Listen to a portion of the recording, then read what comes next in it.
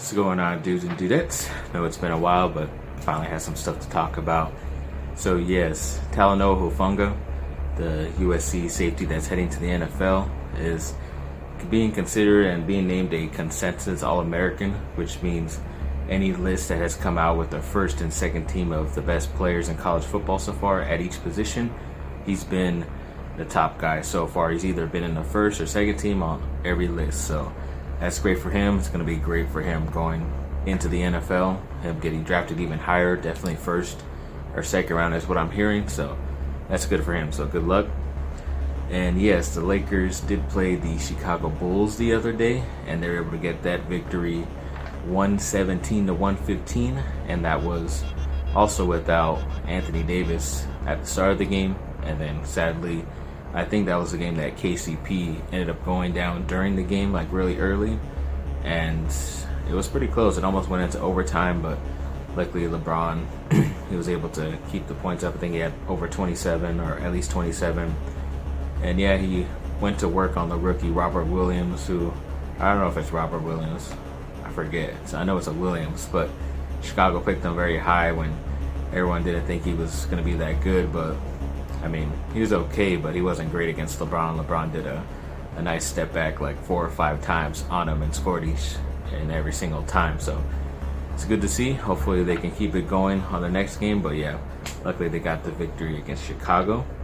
Then Jason Tatum, ex-Duke small forward of the Boston Celtics now, sadly has COVID. I don't know if it's like one of those ones where he came into close contact with someone or he actually has it himself, but I'm pretty sure he's going to be out at least a week, so it sucks for him, but hopefully he could be healthy right after that. Then USC basketball had a trip to Arizona, and it's been a while since they've actually even beat Arizona in their home place in a while. I think it's in like 2008 or something like that, but they were able to get that victory against the first Arizona team, which is the better team, so luckily they were finally able to get over that hump. But then they also played ASU a couple of days later and beat them as well. It was a pretty close game. Evan Mobley once again had like 19 points, 13 rebounds that second game, but he was still very solid that first game as well. Their top lottery pick going into this season. And yeah, it was just good to see. I think they said this crazy stat was it's the first time they swept both Arizona teams since 1985, which is pretty crazy. You're thinking that USC has been better than Arizona State a lot of the time, but I don't know, at least they're able to get it done. It is kind of like a down year for Arizona, even though they have some good prospects out there, but at least USC got away with the victory out there in Arizona, and yes, definitely glad about that. And it's actually looking positive. If there is a NCAA tournament this year, they're actually going to be one of the topper level teams instead of barely getting in as they always are, which I never understand. But going on to USC football, so the offensive lineman Jalen McKenzie has opted to return to USC for another year. I'm assuming he didn't get much feedback on where he was going to get drafted, so it's best for him to go back and get better. I've had a lot of high hopes for him. He's been a highly talented guy coming from high school and everything like that to USC, but he really hasn't shown anything. I thought this year, getting his first chance to really start on the offensive line, he'd show something, but he really didn't, which sucked. But him being one of the top guys coming back, and also Andrew Voorhees as well, the guard for USC, hopefully those upperclassmen can show what they can do, and we'll have to wait and see. But yeah, I'm just hoping a lot more positive things from the offensive line. And Clay Helton, the head coach, is also pushing spring practice, which is usually February, early March. He's pushing it back to April now, just for USC to actually be able to have the spring practice this year, unlike they had to cancel it last season because of COVID. So hopefully they'll be able to do that and have a lot of those incoming freshmen who graduated early from high school, who are already on campus right now, be able to participate in there and see what they got. So let's hope that happens. And then Duke basketball, they had a second game this week. They're actually at home and they played against Wake Forest, another North Carolina team, but they're able to get that victory 79-68. It's pretty close throughout. They kind of let Wake Forest get the lead in early in the first half and kind of in the second half early, but they're able to get away, which is good. DJ Stewart, my guy, he had another big game, 21 points and 6 rebounds as well. So that was good to see, especially because it's the first game Coach K is back from the COVID-19 protocols that his daughter and granddaughter had. So luckily they're doing better too, along with him, and he was able to come back. That's good to see. And then there was also a little bit of a hint that Jalen Johnson, their top prospect, who's a freshman right now, who's been out with that foot injury, but he has a chance to suit up for their next game. But I believe Coach K said that he doesn't believe he might be able to play, but at least he's going to be healthy enough to practice, which is a good thing going forward, because I thought he was going to be out a little bit longer than this. So that's good to hear. Then Marshall Charrington is being named USC's new kind of like director of recruiting.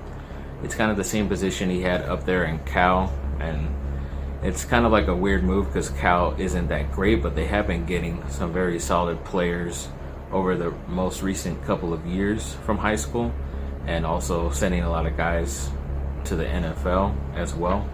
So they are recruiting very well. They even almost got the quarterback Miller Moss, who's there at USC right now, and he's been a pretty good recruiter himself, just a high school kid, getting a lot of these other guys to join him at USC. So kind of glad he chose USC and didn't go up there to Cal and help them out. So yeah, this guy, a lot of the names that the kids say from high school, who are your main guys, which is always like a coach they mention, but then they also mentioned this guy as well from Cal. So it's good that their USC was able to steal a director of recruiting from their rival, but we'll see what he can do. Hopefully it means a lot more positiveness going into the 2020 recruiting cycle for USC.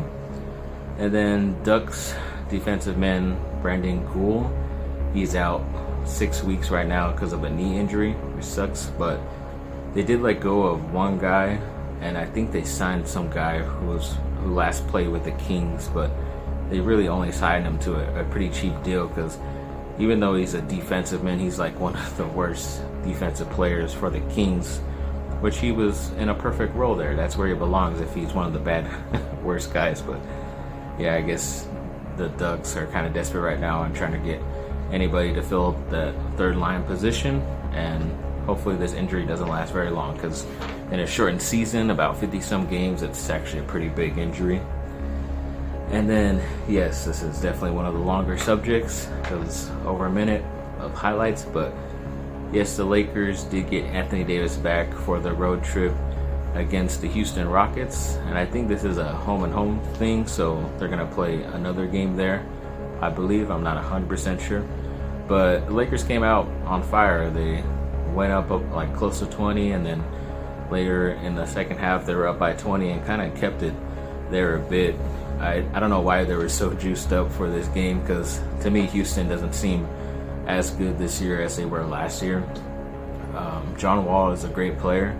I always liked him, but yeah, his main weakness is defense. So he could give you 20, 30 points, but you're going to be able to score and make up that amount with any other player going against him. So, I mean, the Lakers showed it. I mean, they were able to get this big-time victory against them.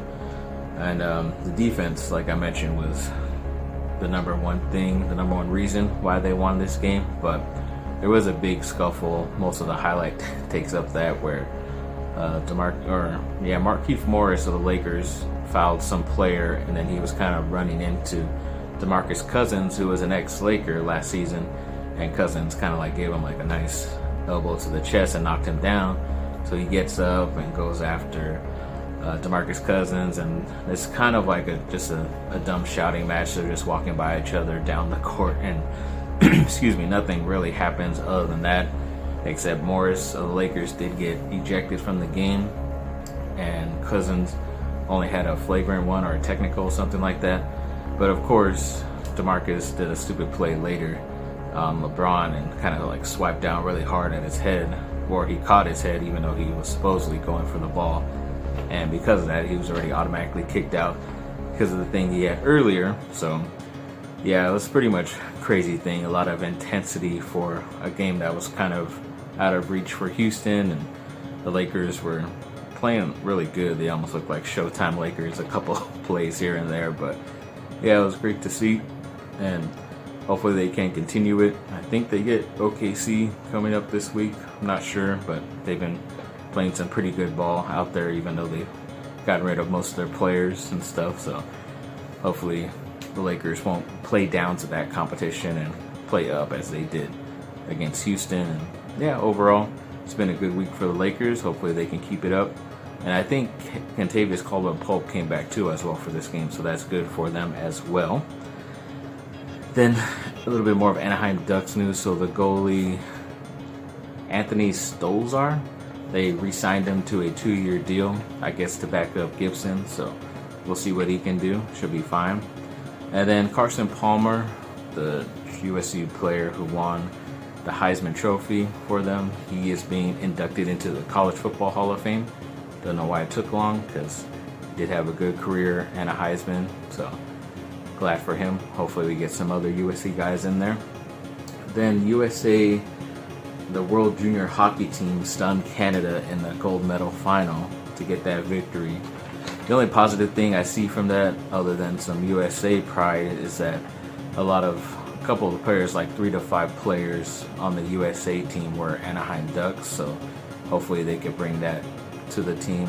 A couple of young players showing some talent out there for the Ducks, so hopefully that translates to the NHL season. And then a couple of USC players did very well for this first round of the playoffs. This crazy 6-game wild card weekend. Michael Pittman Jr., the rookie wide receiver, got it started for the Colts. He definitely did very well. I forget if he had a touchdown or not, but I know he had definitely over 100 yards receiving, so that was great to see. And then the next game, Robert Woods, the other receiver, the veteran, had a touchdown as well. He did great for the Rams, upsetting Seattle, which is just crazy to me. And then Porter Gustin, a guy who Cleveland is his second team. He got let go of New Orleans, but he was able to get Ben Roethlisberger's 3rd interception that was tipped as a defensive end. So that was cool to see for him, being able to get something like that. That's awesome. And to finish off with some miscellaneous news, both Angels and Airwaves and Blink-182 are saying that they might have they're saying that they're going to have a record out this year. I believe more Angels and Airwaves, because it was supposed to be out last year. And Blink-182, they haven't really been saying much if they have been together or not working on stuff. So yeah, definitely looking forward to both albums from some of my 2 favorite bands out there just my whole life. So, and still waiting for another concert documentary from Angels and Airwaves, but I understand, because they might have new songs on there. If they haven't released the new record, then why release that yet? So thanks for watching, people. Like and subscribe, comment down below, let me know what y'all think. Have a great rest of your day. See ya.